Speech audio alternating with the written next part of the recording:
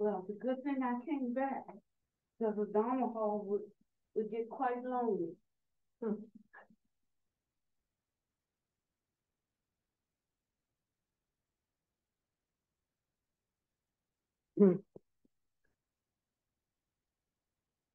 But it tells me something about where we are, as a Sangha and how we value who gives the Dharma over the Dharma itself.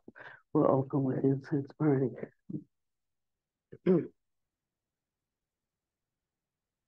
We'll have to work on that.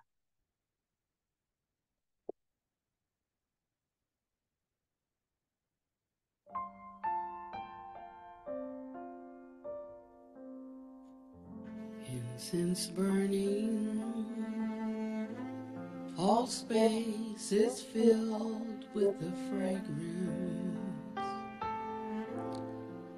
All Buddhas smell it from afar. Auspicious clouds gather everywhere. With utmost sincerity, all Buddhas appear.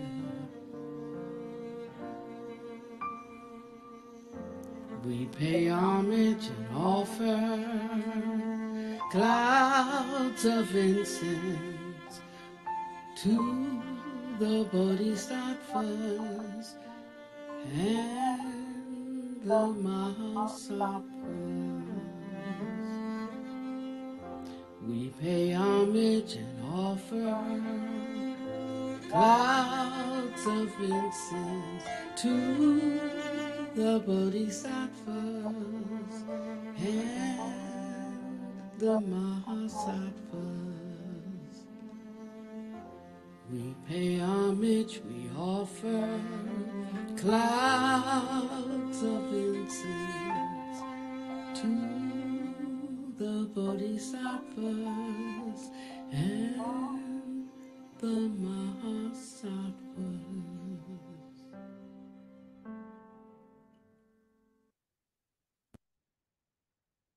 So when people tell me there's someone who sends me a song all the time, and their song says, "I love you so much, Pannavati. I love you so much," and they're singing the song, "I love you so much, so much. I love you so much," and I'm always telling that person that while I appreciate that song, the day that I hear, "I love the Dharma so much, so much. I love it so much," that's the day that they'll make me happy.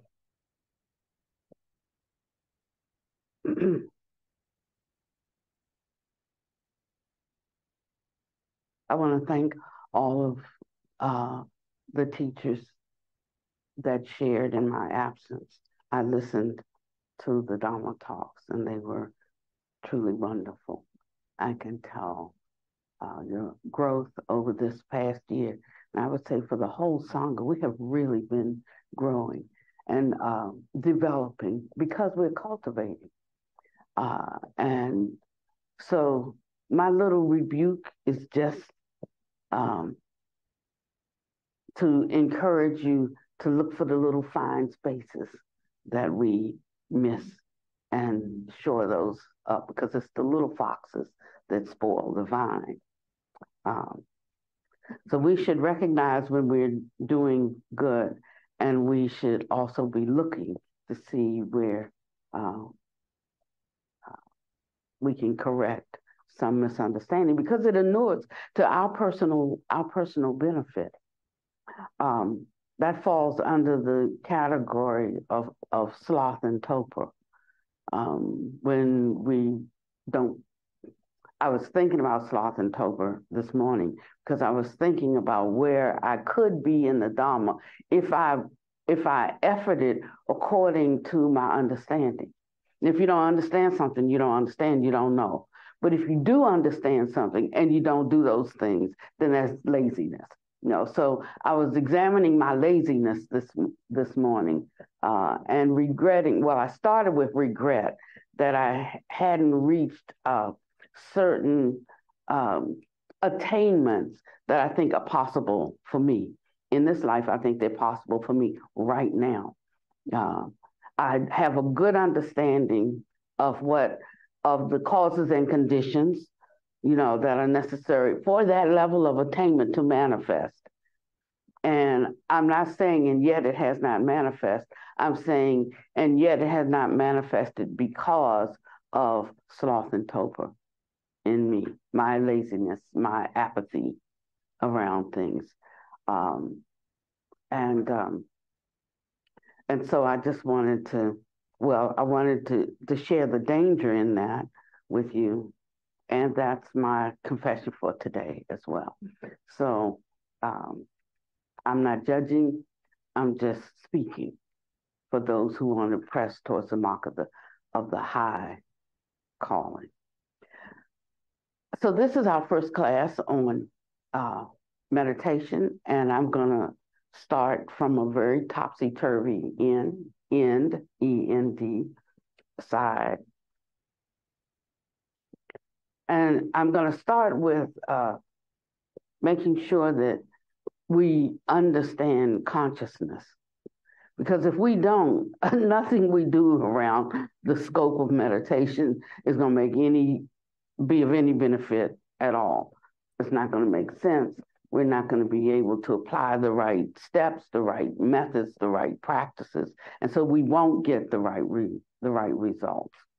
The Buddha said that if one did practice according to how he taught, it would be impossible to not have these benefits and these fruits, because they go with right concentration and they go with right meditation. And so if he mentions right, then there must be a wrong. Otherwise, right has no relative significance. And so that's our first clue right there, that there are some things that we're going to do right, that we're going to have right or correct, if maybe that's a better word, correct understanding, correct application, correct usages, and maybe that works a little bit better than right.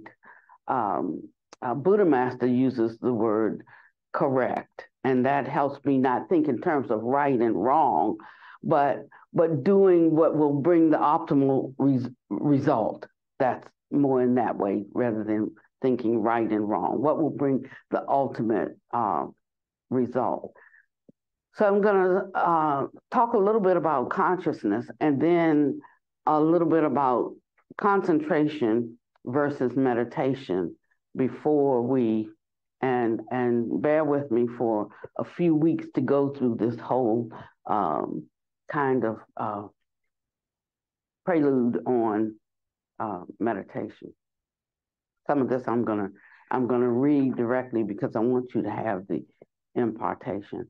Consciousness is understanding and differentiating all dharmas, all things, everything, including what has form, what is devoid of form, avidya, awareness, karma-induced delusion of form, all of it that is deeply accumulated in the consciousness, like dust and sand.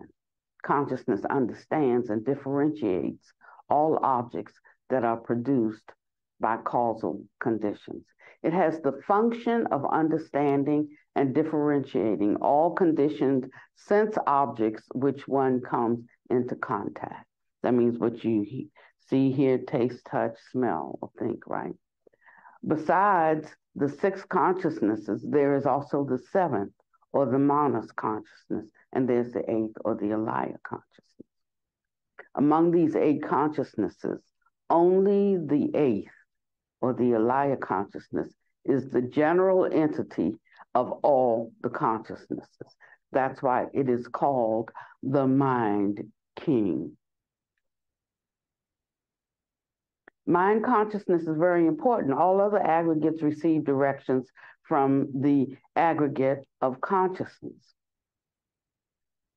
Consciousness is understanding and differentiating all dharmas, including what has form, what is devoid of form, awareness, right? Avidya, I'm repeating, and karma-induced delusions that have deeply accumulated in the consciousness, like innumerable dust and sand.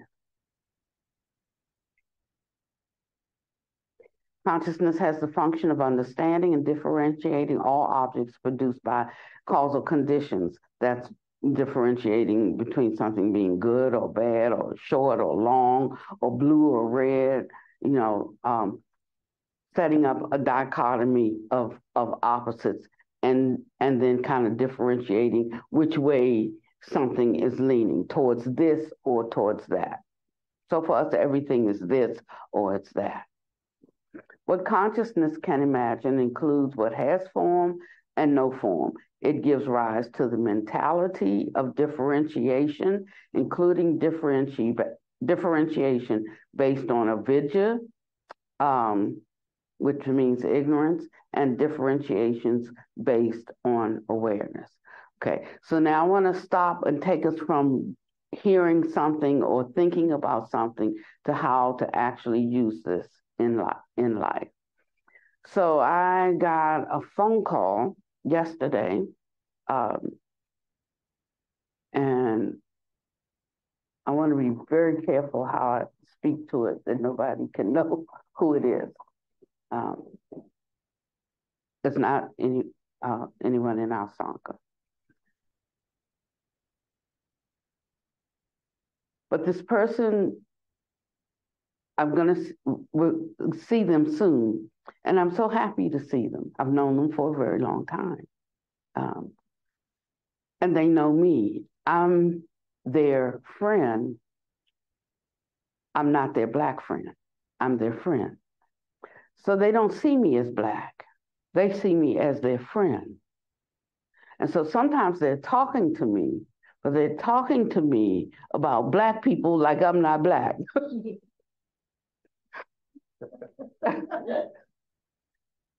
I'm also not enlightened. So sometimes and because I love this person dearly, I love her for her. I love her with all of her imperfections. But I was like befuddled at the scope, the depth of her unconsciousness, that's the thing. And she was just really happily, gladly sharing. So we don't have all that stuff with them coming outside and rioting. I was just happy, I'm listening to her telling me what the governor of her state has done so that they don't have all that kind of stuff with those people.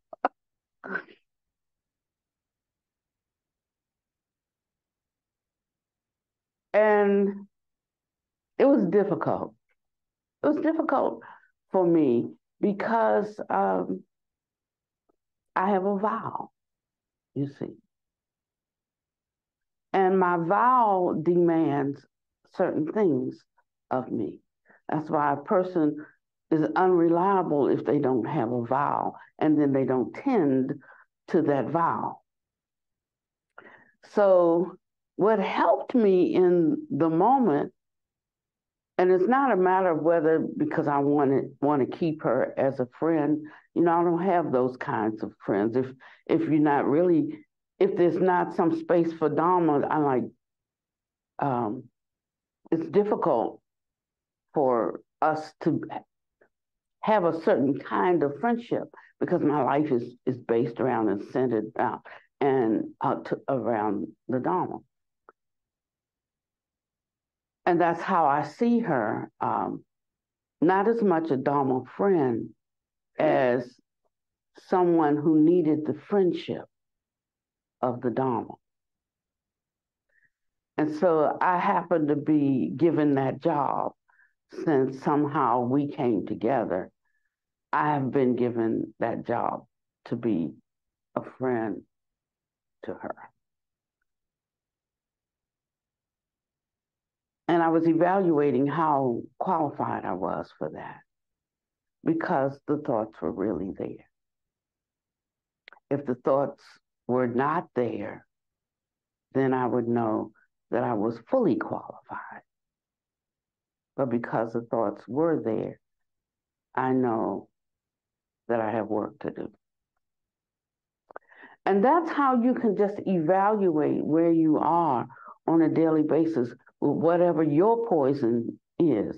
And sometimes you don't know what your poison is till somebody gives it to you.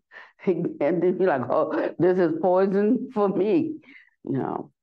And it's important for us to have these opportunities so that we don't think we're somewhere that we're not. And we don't think we have a capacity that we don't have. So when he talks about being truthful and being honest, apart from the testing of what we say we hold dear and that we put in first place, we don't know whether we do or not.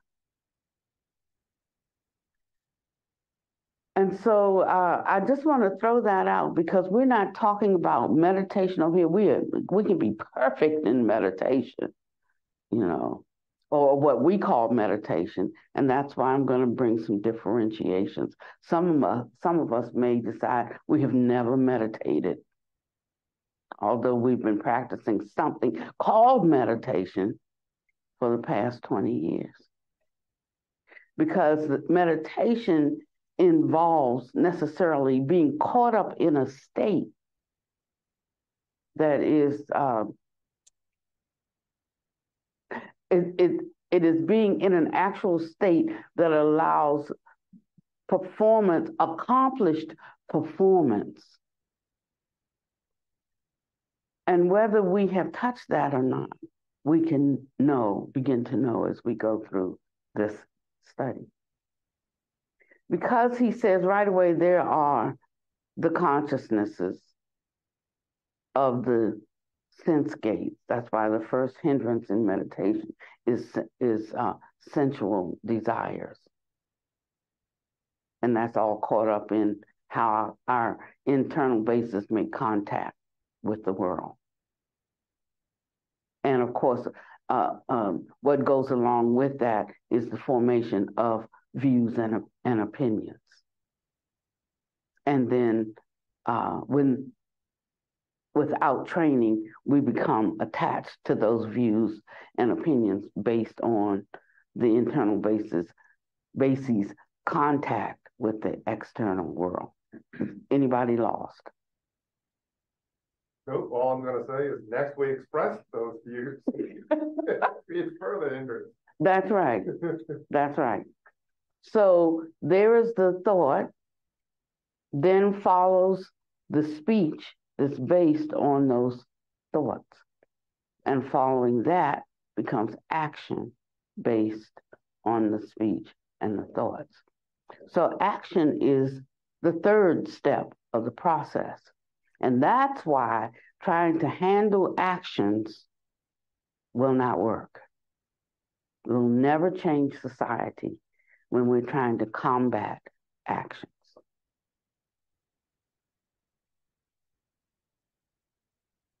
That we have to combat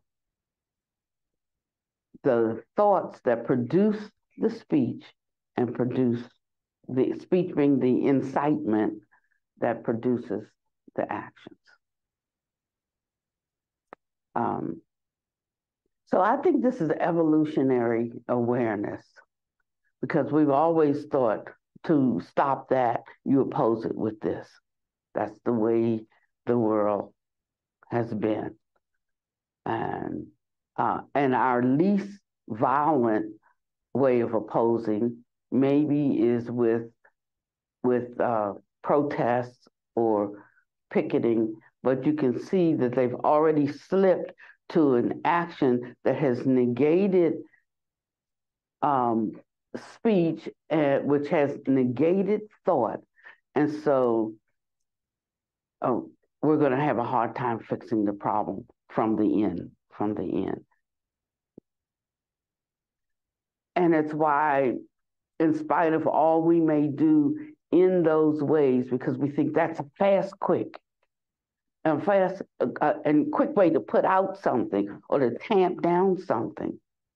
We can see it's like one of my husbands used to be a fireman, and we had a fire one day in the kitchen, and it was just a little stove fire. The greens pot boiled over or something, and I don't understand how water hits fire and you have more fire. I don't get it unless you put a lot of water on it. But it caused it to flare up, and so we had a fire on Christmas morning, and the firemen came, but they devastated the kitchen. They chopped up the walls. They put water all down, behind the drywall. I mean, they like demolished the kitchen.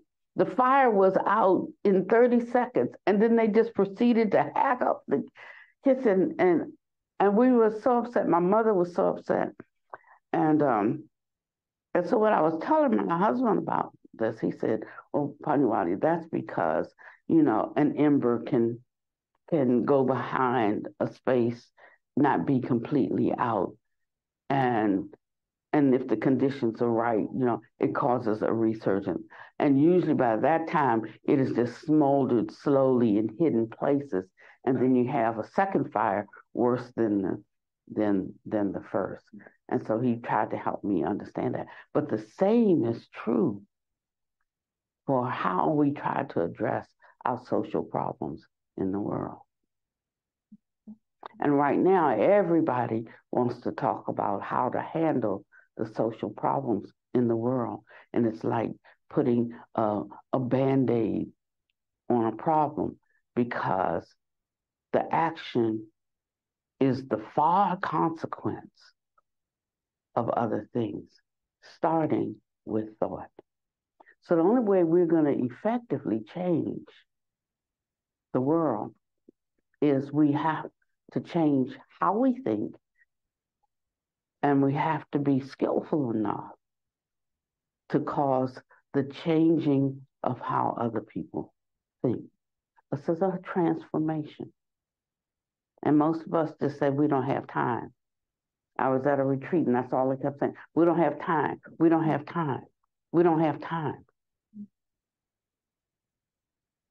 If you don't have time for the solution and you just act out of something that has never worked, you're going to have the same results. It will not work, although we're building better things to fight with that kill more people, do more damage. So one might think, you took my child, I'm going to take your child.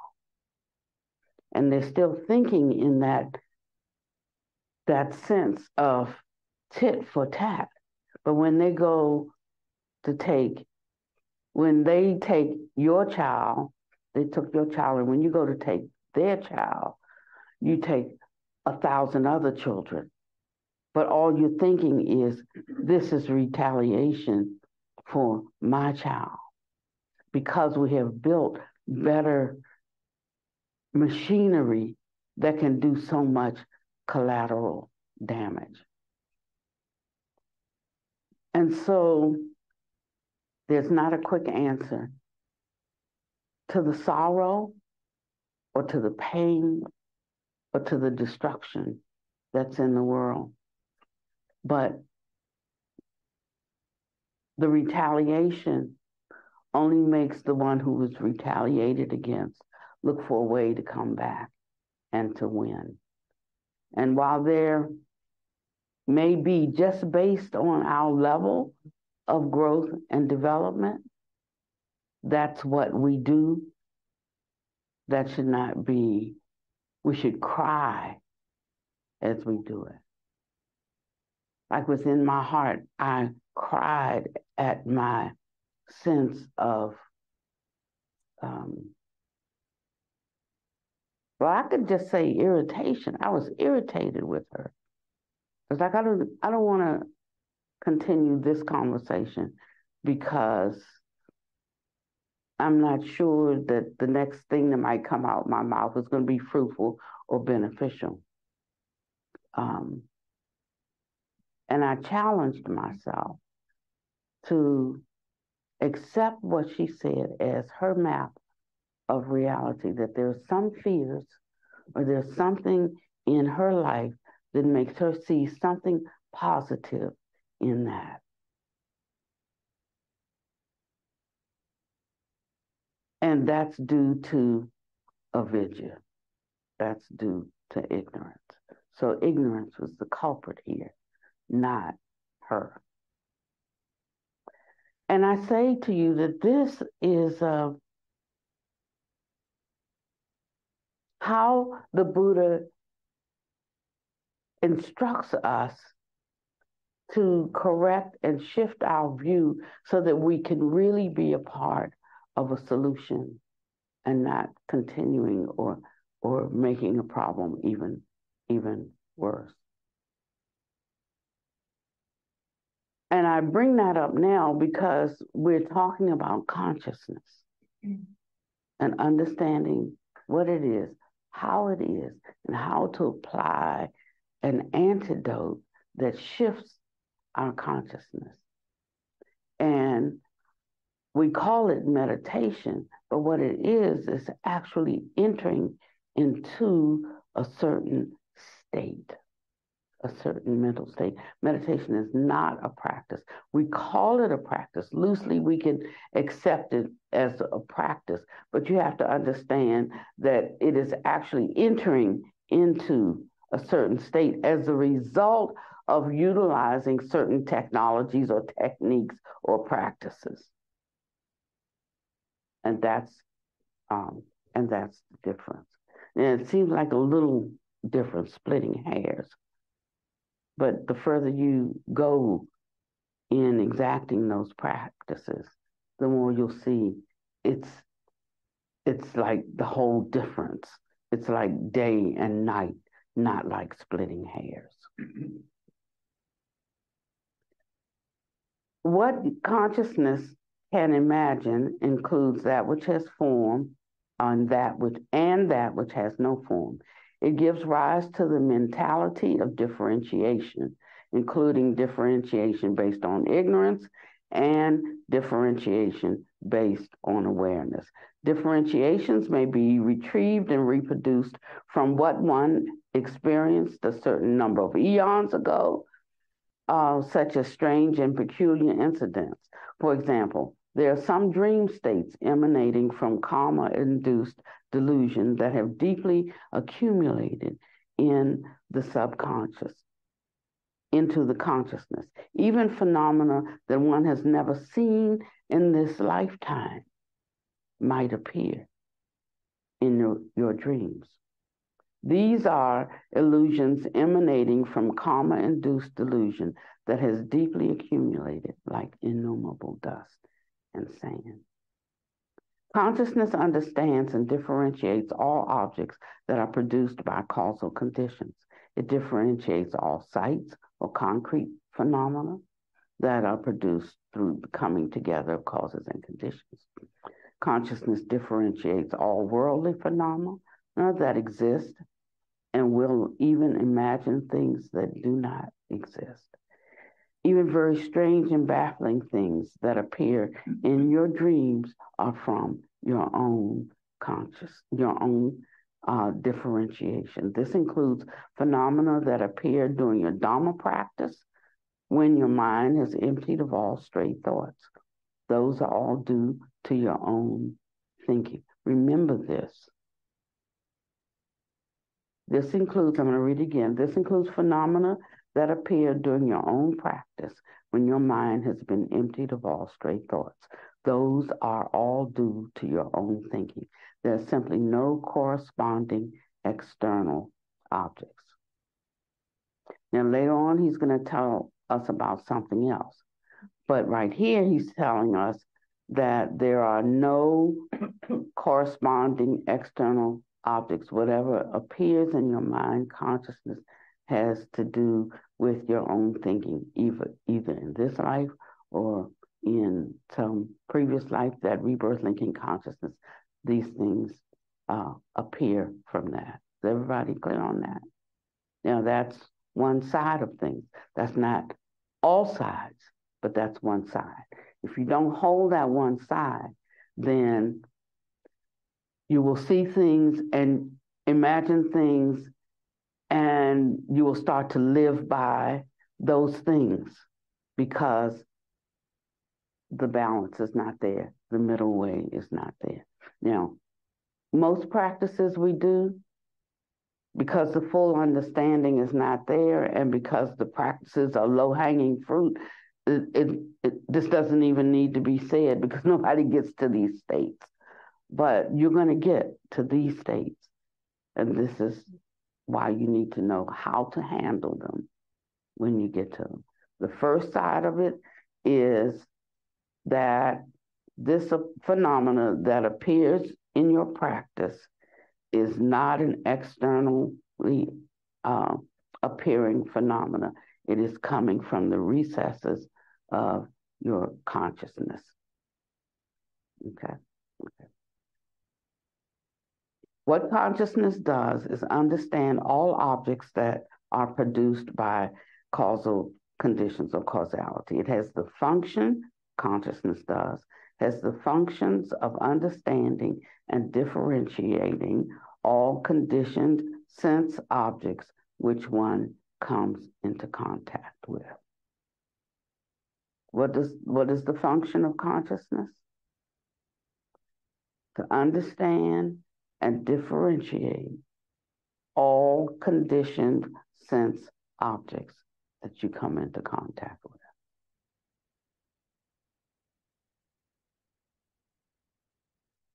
The average person does not know of the seventh or the manas consciousness or the eighth or the alaya consciousness. When the sixth consciousness completely stops functioning, and that is the mind that puts together what the eyes see and interpret it. That's the mind that puts together what the sound or what the person hears and interprets it, that differentiation, that interpretation. That's the sixth consciousness. When it completely stops functioning, the seventh consciousness will appear. When the seventh consciousness appears, one is frequently in the midst of Dharma practice, but will also see phenomena or illusions. Okay, so when the seventh consciousness arises, and that's like generally what we call meditation, when it arises, one is frequently seeing phenomena or illusions. And these types of illusions come and go vividly and freely. We call them access signs, access. For instance, if we're practicing concentration, call it access concentration. And we even describe signs that you might see. You might see like circles of light begin to move. You might feel something feels like Muslim going across your face. There are a number of signs, and we talk about them. I don't like to talk about them because if you talk about them, what happens? Expectation. What else? Like you're striving for them, and when you have them, you're evaluating that situation. Okay, what else? I'm sorry. You imagine things that aren't really happening. Okay, what else? We will differentiate. Okay, what else? Pride. You get attached to them. Good. What else? Pride. Pride rises up. Good. What else? You create them based on what you believe will happen. You do what? And create them based on what you believe will happen. You hear that it could happen, so you make it so. Thank you. That's the one. That's the main one I was looking for. So a lot of things we call secret teachings or whatever. One aspect of secret teachings is not really sharing outwardly what really happens in certain states, because then people start imagining they're having those things. The mind is so powerful, the mind can start creating or will start creating that which you desire, and you think you're in those states. But when you haven't defined them, and someone comes to you and says, I was meditating and this happened, then you can know that they are accessing a certain state. But if everything they see is exactly the ones you gave, you have a good idea that they are making them up. And when I say making them up, I don't mean that they're pretending. Understand me clearly. I don't mean that they're pretending that those things came. They just made them with their mind. So I see the hand. So it's really occurring in their visual field or in their sound field, but they made it. And once that happens, and a person starts somebody mentioned getting attached to it, then they start living in something that's not really real. And it's very hard to pull a person back, from that. That's why I don't think you should do any kind of practices that lead towards meditation without there being a very extensive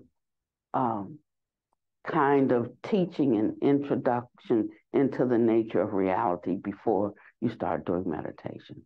In this country, what we did was we started with meditation.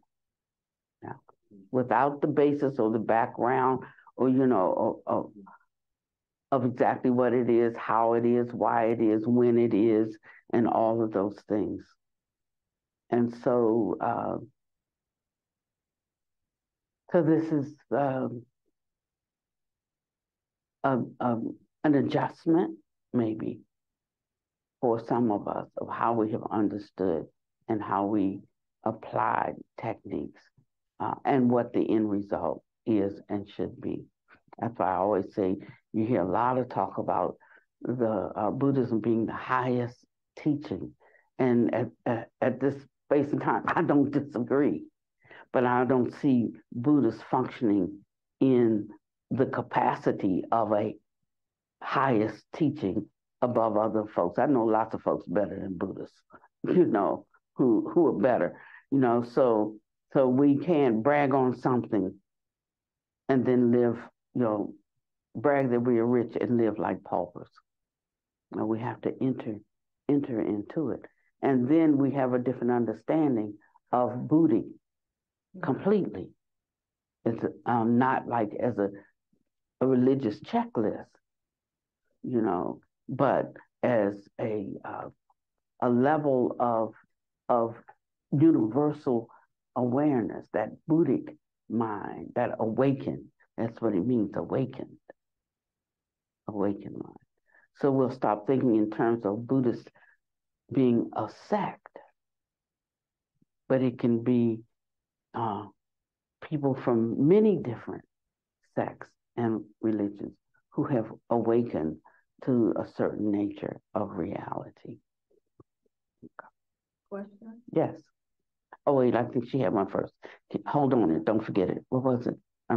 I think from my experience, when I was looking for something in meditation, once I stopped seeking that, I feel that I recognized my mind was my own hindrance to the true insight. So what everybody kind of said for me was perfect, because that highlights the fact that for me, my culminating experience was that by looking for something and then sometimes attaching, I became the hindrance to the insight that was right there. Yeah. And then when I could drop that level and have an awareness of I'm looking, and then I had to get over the excitement, honestly, of I recognize I'm looking, but when I could even drop that, that's when different things, and that's when I heard the sounds of the Buddha Master, the act naturally.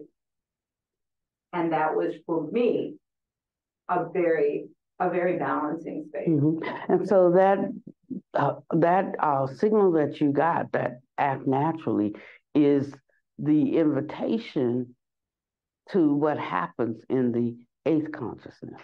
So the seventh consciousness is important because it leads to the eighth. You don't jump from the sixth to the eighth, and we have a little difficulty right there between sixth, seventh, and eighth. And of course, the eighth is it's different altogether. And so I want to make sure you understand these, and then this will allow you to enter more fully into the techniques without wondering what's wrong with me, or without using the mind to try to think through things. If you don't get this right, you'll never get meditation right.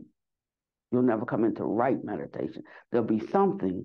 You won't come into right concentration. There'll be something. But going this far, we might as well just go for the goal, right? Okay. So in the seventh consciousness, this type of there's sort of like an imagination. The sixth consciousness stops functioning completely, and then the seventh consciousness appears. And for the sixth consciousness to stop functioning, one has to have entered into a certain state of balance, of equilibrium, of calm, of rest. And that's why samatha is important. Question. Yes. Oh, I'm sorry. Yes. Which consciousness is operating? Is it the sixth or the seventh when in meditation I feel energy around my head, the forehead, the top of the head, the crown, my body temperature rises to very, very hot, even a cold room, but I'm feeling I don't know if that's Kundalini or imagination or what. What is that? Is that just experiencing form, or is that imagined at the seventh level? Okay, so that's still in a state of a level of differentiation, right? Mm-hmm. And differentiation really is very, very individual, because you could be sitting there feeling cold, another person's sitting there and they're suddenly feeling hot. Another person is feeling cold. We're still in the place of feelings, right? Or feeling hot. We feel temperature. Now we have a broad definition of pleasant, unpleasant, and neutral, but it gets to be more. Feelings get further differentiated into hot, cold, anxiety. There can be a dullness. There can be wooziness. There can be, all of these are happening, and naming them or recognizing them as something lets us know that there is still the sixth consciousness, the mind interpreting in play, but yet you're moving towards something else, because there's a sense that it's not so much when I say external, not so much out here where the mind is determining what it was. The sensation is different, but there is still sensation. But it is different because one is moving towards a different state. There's a transition occurring, and so this kind of. And then sometimes you start to imagine things, but this kind of imagination is different. It's a special, and that's that entrance into the seventh consciousness, because you're approaching the cutoff of the sixth consciousness, the mind consciousness, entering into the seventh. You ever get on something and as it goes, your stomach drops out because you're like spatially moving? So it's kind of like that. So there are sensations that come because there's actually, movement occurring from one dimension to another. So it says, with the imagination of the sixth consciousness, you know that you are thinking. And whatever you think of is what appears in your consciousness. With the imagination of the seventh consciousness, you are not consciously thinking. It's the reverse of the sixth consciousness. You're not thinking of the phenomena, yet they are appearing. Actually, such phenomena do come from your thinking, but on such a subtle level, you don't know it.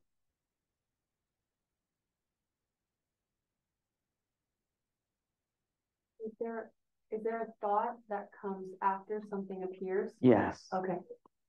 And it's like just in time frame, it's your recognition that you thought it is coming Afterwards. yeah, slower than you're actually thinking it. And so that's the beginning of that shift to the second. So you're thinking, well, this thing just popped up. But actually, you thought it. Okay, this is going to be really, really important in defining what's going on with you in these kinds of practices. And it's why mind training is so important. And it's why discipline is so important. And it's why one has to be careful what one thinks and does when they're not on the meditation pillow, because your thoughts, your speech, and your action really need to correspond with one another. Okay. This type of illusion that appears from your seventh or manas consciousness after your mind consciousness, which is the sixth, and after the eyes, ears, nose, tongue, and body have all been made still.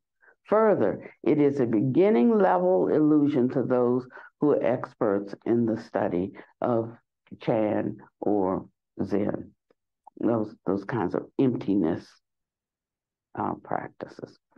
As to the body generating feelings of coldness, warmth, itchiness, pain, heat, the external appearance of a three-headed and eight-armed being, or other forms, the appearance of any phenomena, such as a wonderful lotus, a beautiful woman, the experience of the non-existence of the earth, and so on, they are all imagined by the mind consciousness. And as long as one exerts effort in one's practice and has established a certain foundation and has a relatively good seed to start with, then such phenomenon will appear.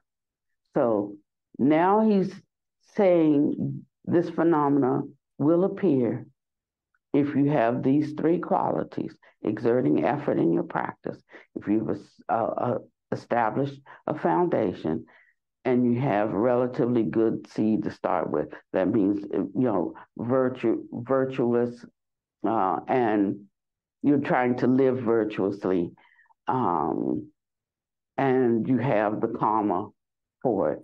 This phenomena will appear. This phenomena will appear. This phenomena will appear. It is impossible for it not to appear if you have these three factors present. If you know you're exerting effort in your practice, if you're establishing the foundation that comes from study and cultivation, and you have the good seed to start with, that means that you're trying to be a good person, that sort of thing, such phenomena will appear. So if it has not appeared and you're doing these things and you possess these three factors, that means there's been something misplaced in the instructions, right? And so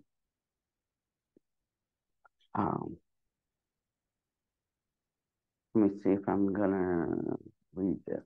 Okay, I'll read this. For example, such phenomena appeared to disciples John Quan because no one guided him, though, after the appearance of such phenomena. He thought they were real. Such phenomena also appeared to disciple Li Xu. After such phenomena appeared out of ignorance, he became attached to them. Being attached, he followed and entered that state. And once he followed and entered it, he did not accept the truth that some of you told him. He insisted that what he appeared is real. Therefore, it was easy to enter into a demonic state or unfruitful state or a state that harms you or that harms others.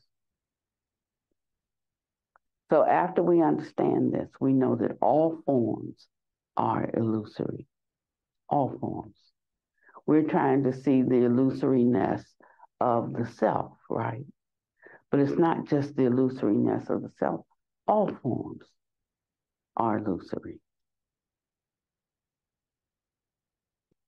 If one sees that all forms are not forms, then, if one is not attached to any phenomena that one sees, then one sees the Tathagata.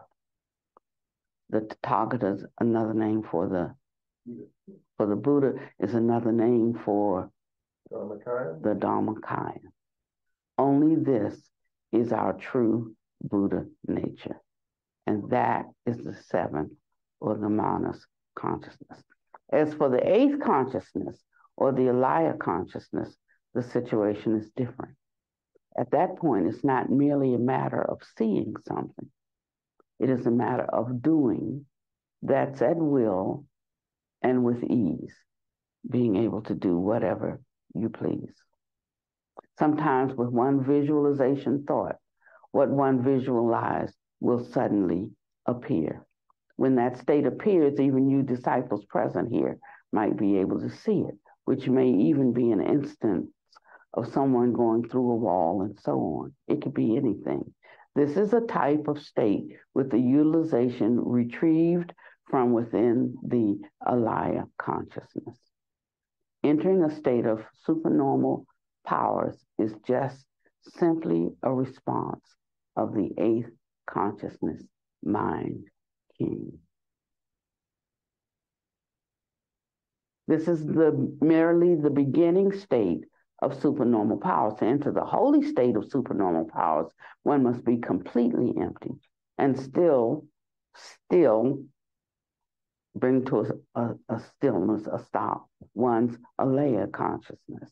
Only then can one enter the holy state of supernormal powers. Even what is from your eighth consciousness is manifested by you, not to mention the fact that what emanates from your seventh consciousness is from your own thoughts.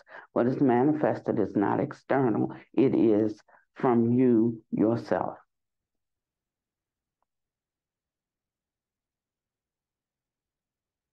So when we talk about mastery,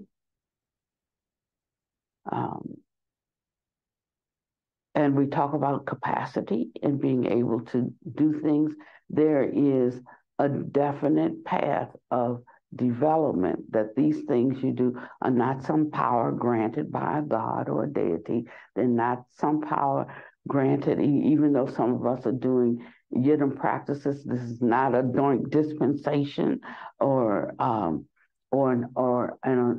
anointing or all of this is generated and fostered by one's own capacities. What is manifested is not external, it is from you yourself. That's why it is said, among demons, the most frightful are the demons of the five aggregates. So we think of demons as these external bad guys that do all these things. He says,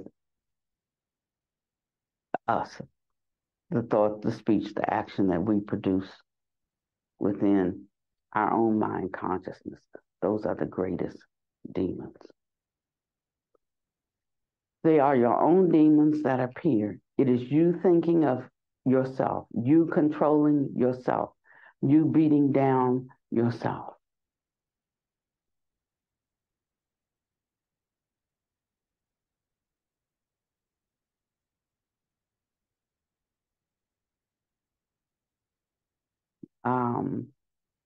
Okay, I think I'll read this.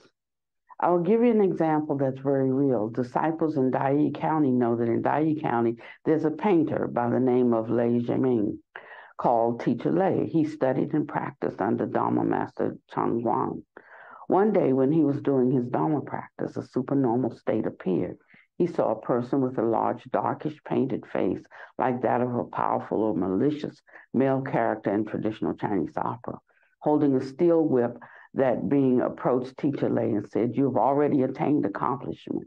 If you learn Buddhadharma under me right now, you will immediately attain liberation. And starting from tomorrow, you will be able to perform tricks with this whip. Riding on this magical whip, you'll be able to travel around various countries." He believed those words.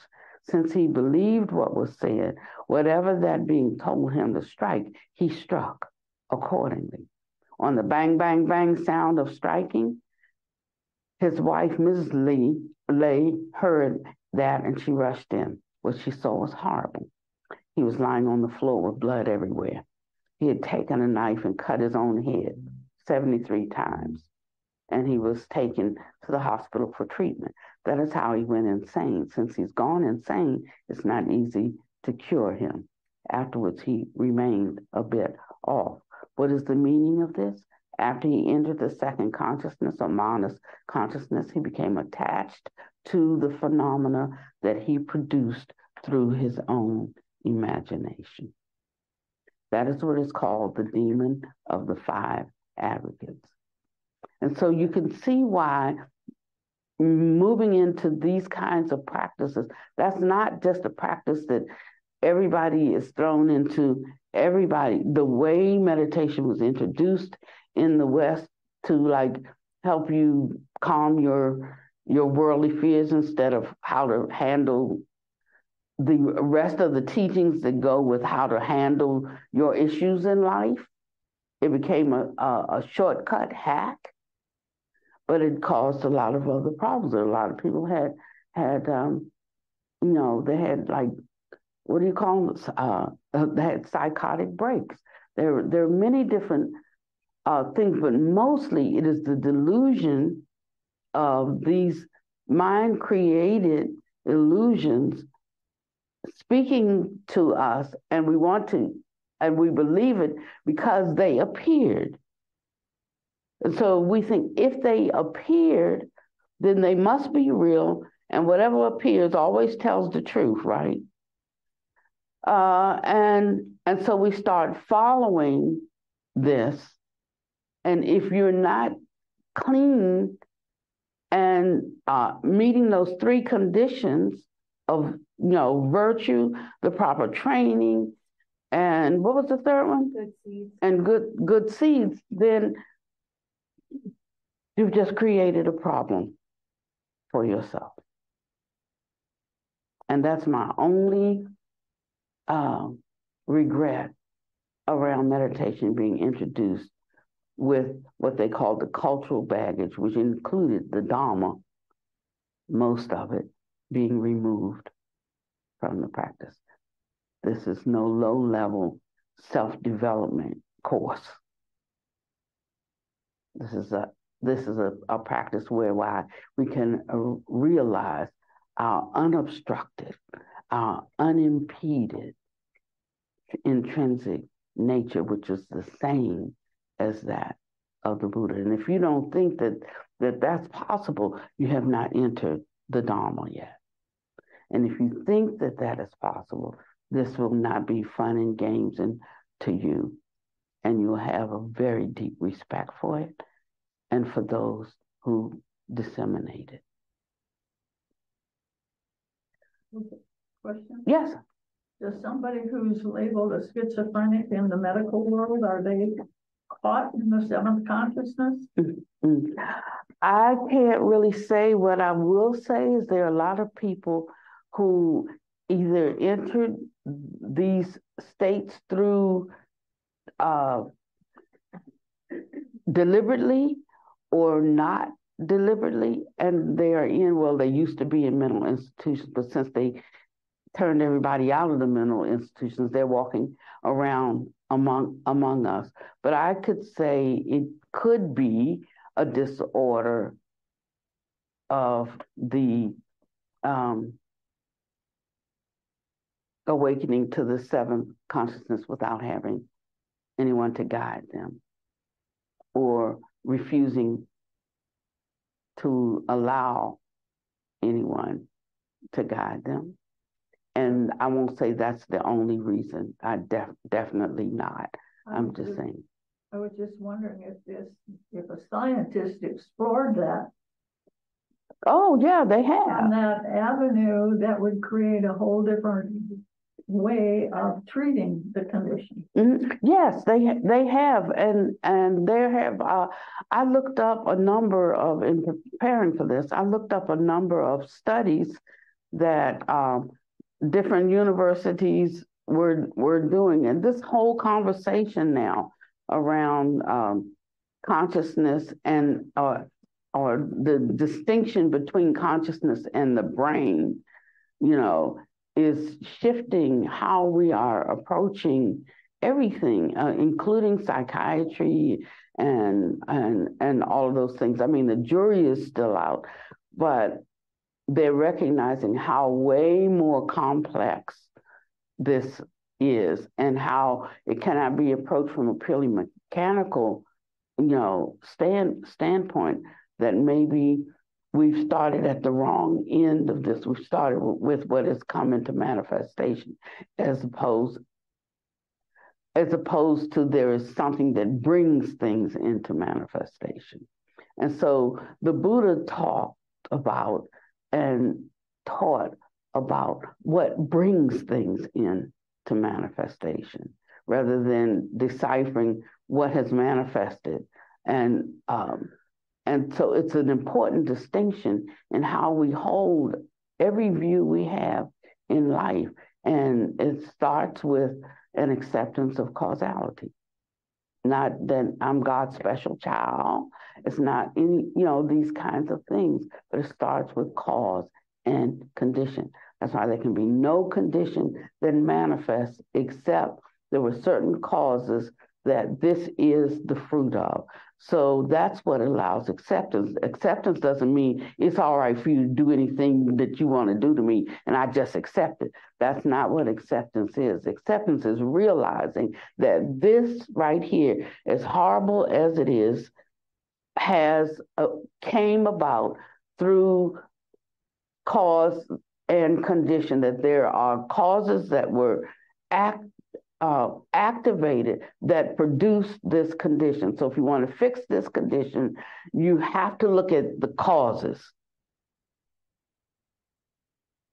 And if you don't look at the causes, this condition will not be fixed. The complexion of it may change. You may do other things, but it will not be fixed. So it's about really understanding our consciousness and which consciousnesses we allow to rule, and how we develop others that cause lesser and more avidya-ridden, more ignorance-ridden consciousnesses to fall away by understanding. So how I not get offended by this person who talks, negatively about the problem of Black folks, to me, is exercising a higher level of consciousness than what I heard, then so I have to go beyond what I heard, and I know what is the cause for this view. It's either steeped in some kind of fear around her own safety or her own resources, or around people who are different from her, or not knowing history, letting somebody rewrite history, or as DeSantis is trying to do, just take it out of the And I wanted to talk about that, but I knew I shouldn't even go there because there was nothing I was going to be able to say to this person who was so obtuse that she didn't even realize, how she was speaking to me. So what could I say that would give her some understanding? Maybe I could have had the right words to say if I had not felt some offense. But offense was overriding. Therefore, anything I said would be what led? Would be another word. Defending. Another word. No. Ignorance led. It would be ignorance led. That I knew. And so sometimes we can't say anything until we get ourselves right. And I want to be able to talk with her. But it's not, I can't talk to a doorknob. And I'm just simply saying it will fall on deaf ears unless I have the skill and the power and the love and the compassion to speak and it break that yoke in her. That the capacity to hear. No, she doesn't. She doesn't, and I know that right now. And that's what I'm saying, that we undertake this practice for the sake of living beings. Yes, we will benefit ourselves, but when we're taking up the practice for ourselves, we can see that that's a selfish form of practice. It's for my happiness and for my well-being. But when I'm thinking about it, I want somebody, we were talking about something last night, and the person said they wanted these supernatural powers for fame and, what did they say, for fame and fortune or something like, for fame and fortune. But when you want to take it to truly be able to dispel, to quench, to blot out the ignorance that causes all the pain and the suffering in the world, that causes us to hate our own selves even, then it is an admirable aspiration. It is like, what is the purpose of it all? And so keep this in mind. I mean, people say, oh, yeah, well, it's not about super normal powers. It is, because we need something that's superior to the normal powers that are functioning and operating in this world. And they came about through the same way. They are mind conceived. And until we build up our own capacity, we won't be able to help as much as we want to. We won't be able to help them, and we won't be able to even help ourselves to soothe our own pain, to soothe our own anguish and our own suffering. But when we have that desire for all living beings, that includes us. When we have it for you, it's so that when we're together, things go smoothly for me too. You just kind of have this mind, and we can see that we're all in the same boat. I am in the same boat along with my enemy. I'm in the same boat as my enemy. I'm in the same boat with my enemy. We are not separated. That's just a differentiation of mind. To attain happiness and well-being, one must rely then upon one's two hard-working hands and one's own kind heart. Only then can one create happiness and well-being for oneself. How could one attain happiness and well-being? By relying upon craftiness, superstition, worldly wisdom, greed, attachment. In the end, one will just be walking on the road to ruin. Nobody will be able to tolerate you. Therefore, this is something that we cultivators must pay a special attention to. You must first adopt proper behavior. Only then will righteous fruit be born. Righteous fruit be born.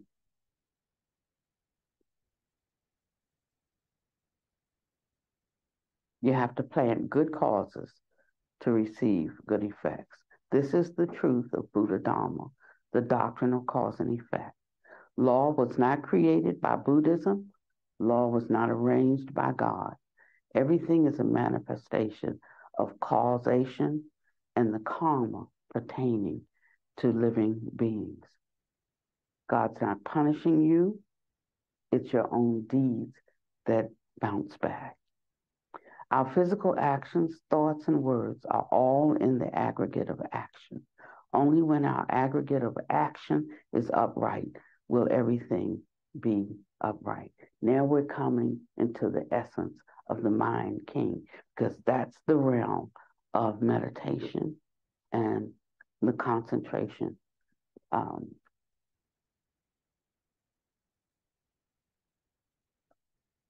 Mind consciousness is very important.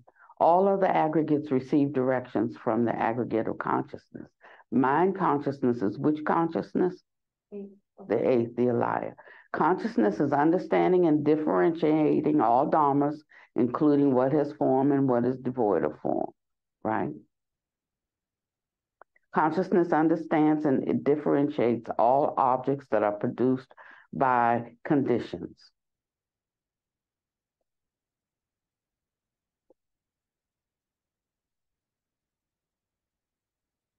Sorry, I think I read that. Read that too.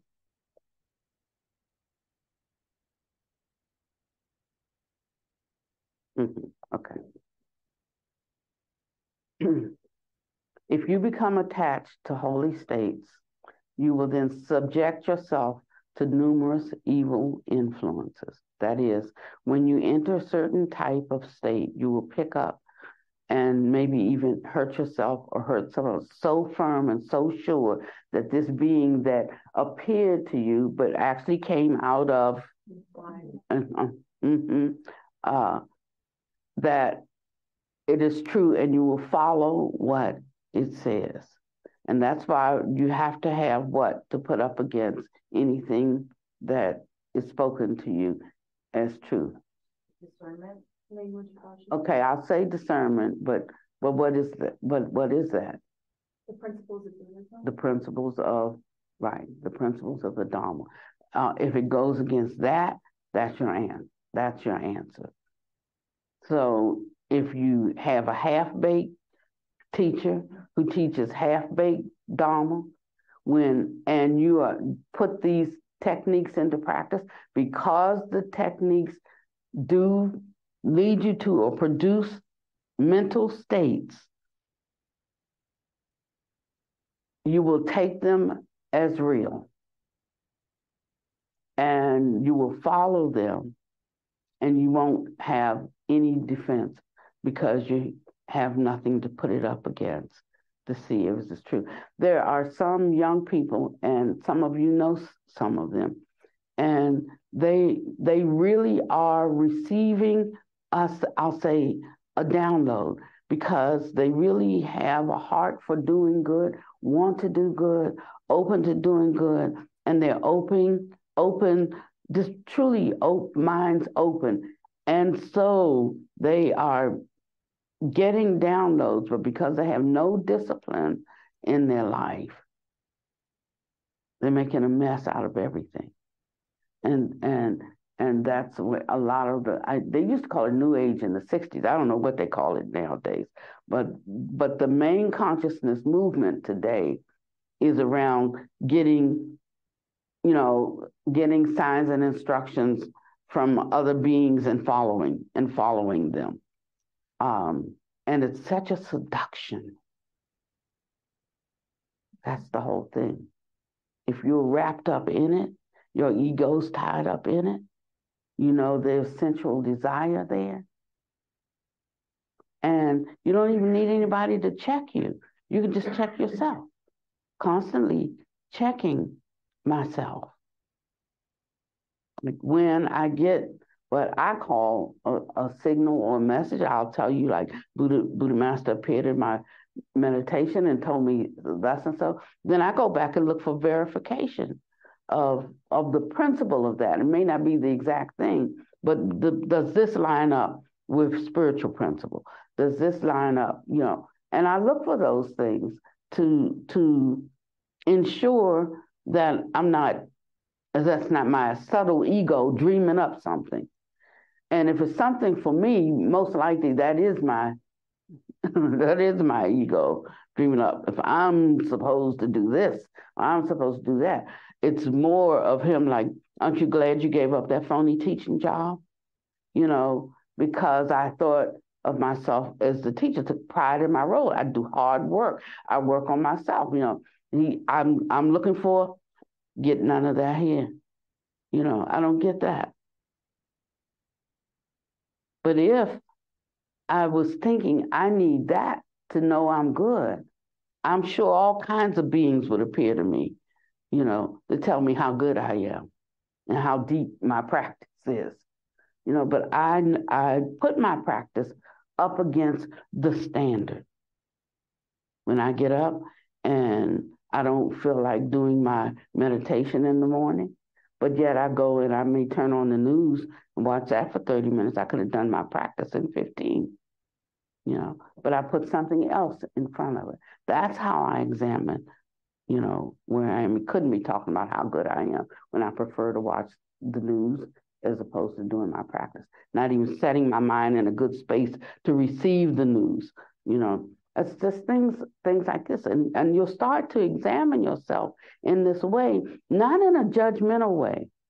I'm not judging but in that kind of discerning way. And I accepted that's it. I accepted that's what I did. Or I'll stop it and go do it. Now I'm in a habit. I have changed the habitual tendency. And it took me a year. But once I made the decision, it took me like 2 weeks. It didn't take me the whole year to shift. It took me reaching a certain level of commitment to do the discipline. And that only took me 2 weeks. And now I'm walking around in my mind and I'm, you know, I didn't want to learn the mantra, like it was too long. I didn't want to, you know, I didn't feel like doing that first thing in the morning. And then I said, I'm going to just follow the instruction. And in 2 weeks, everything changed. Now that mantra is constantly it's moving. It's like a wheel turning in all the time. I'm hearing it all the time. I'm hearing it. And when I turn to it, it lifts me someplace that moving from that, dropping off that sixth consciousness until one is entering the seventh where there's no thought. Now I have to learn how to handle that. I have to learn how to handle being in the seventh consciousness. You know, so when you're sitting on your meditation pillow and you're not doing anything, that's fine. But what if you have become so familiar, so joined with it that you're walking around and there's the seventh consciousness? You know, then you got to learn how to handle that. You know, otherwise you'll be driving down the street and you just like go right off. You know, so now something different is required. Now it's like I don't go. Now I have to learn how to keep my feet on the ground and access the seventh consciousness. You see? So you see some people, they walk around and their head is in the cloud and they like, you know, good people, just no grounding, no stability, heads in the cloud. You know, so there's different things we have to learn on. We're constantly touching everything. No one thing. No one thing. And this is how we grow and how we develop. I think I ought to stop right there. I'm going to stop on this last paragraph. Those who attain supernormal powers may not make use of those states. May not make use of them. One who has them and talks of them, brags about them, wants everybody to know that, you will lose them. If you don't have them, but you claim to have them, you don't have the realization, but you claim to have attained it, it will produce a Vajra hell state for you. One must not secretly apply supernormal powers either. That entails being attached to phenomena in your cultivation to realize the truth. When you realize a certain power of defilement extinction, you will naturally and wondrously generate uses. That means that they serve a purpose in helping and supporting the world and all the beings in the world. And they bring about how a co-arising with them is how they should be used. We don't decide now that I have this power and make sure all my children have all the resources they need. And, or they're going to, I remember, I'll just say this because I can understand this. I remember I was helping build a wall at my church, and I had one of these, and it told me get down off the wall and drive to Florida. I was living in D.C., drive to Florida, and to go visit someone that I knew who was in the hospital there. And he said, you have to hurry up to beat death. And so I jumped off the wall, and I asked my husband if he would drive me down there. And he said, of course, yes. And we jumped in the car, and it was a 10-hour drive. The thing is, I knew he was down there, but I had no intentions to go see him because I had aught against this person. I felt that this was his comeuppance for something that he had done very bad in the world. I was judging him. So I'm the one that gets sent, right? So I go down there, and when I got into his room, and I told the story about the cloud of death coming up, I'm not talking about that right now. I got in the room and I told him what I was given to say. And it was look to your right and live. And it was, his right was the wall, facing the wall, the opposite of the doorway. But I called it at that time, the angel of death was like this cloud moving up. And I ran in and I just gave him, look to your right and live. So he looks to his right and not towards the door. And then I was told something else to tell him. And this was in response to his own deep grief about the thing that he had done. That while I'm hating him and judging him, he himself was in deep grief and sorrow over his offense. Good thing I'm not the one who metes out, punishment, right? And so he did, and then I was told to tell him a story, and I told him a Bible story about, I forget who it was. It might have been Hezekiah, and God told him to get his house in order because he was getting ready to die. That his deeds had been judged, and he was found wanting.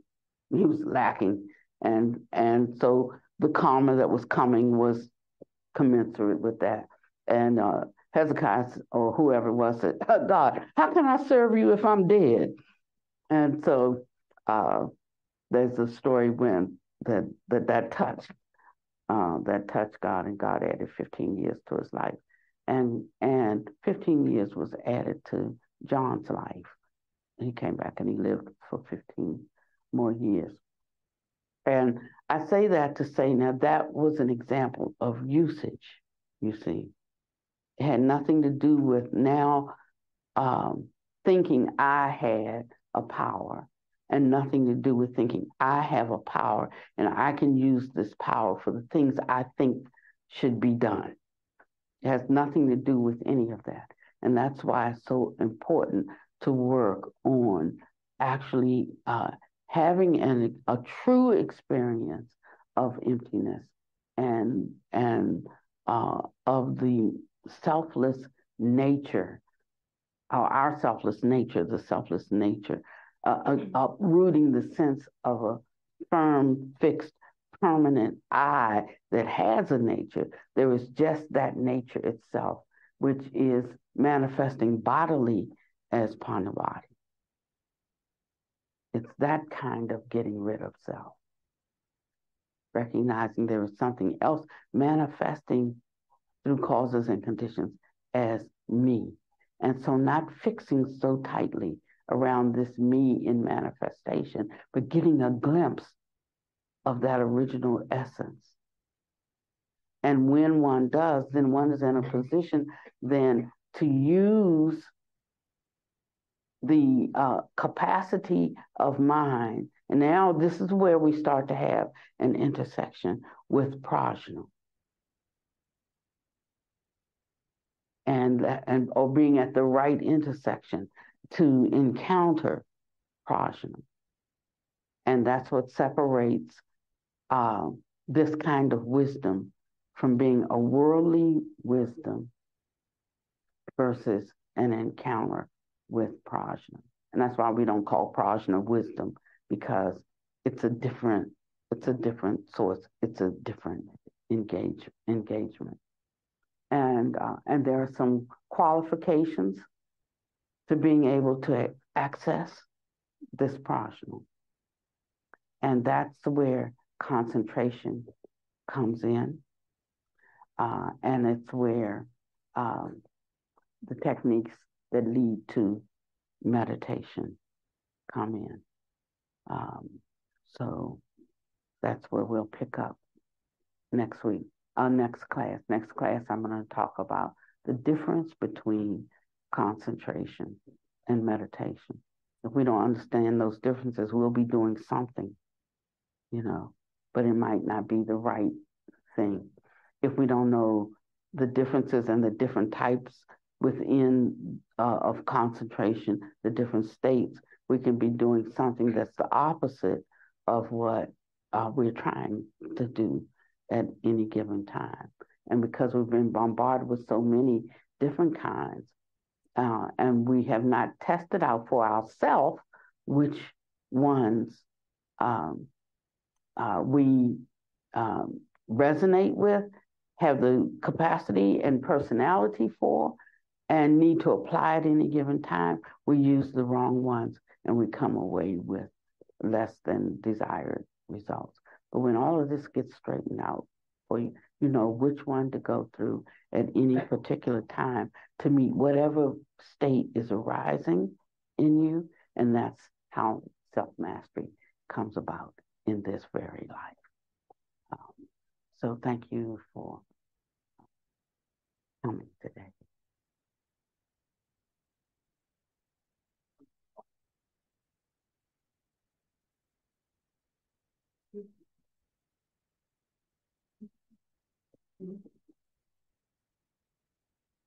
May we celebrate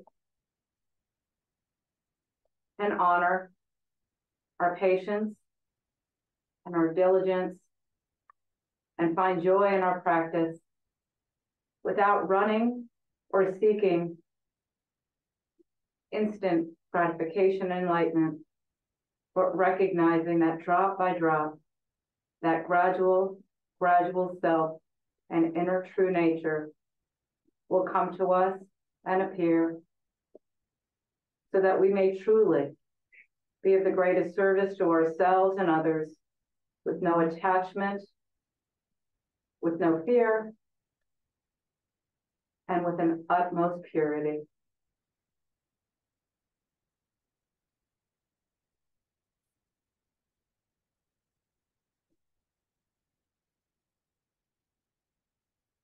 And just so you know, because I did some good friends from Florida here, it wasn't them. I just thought about that.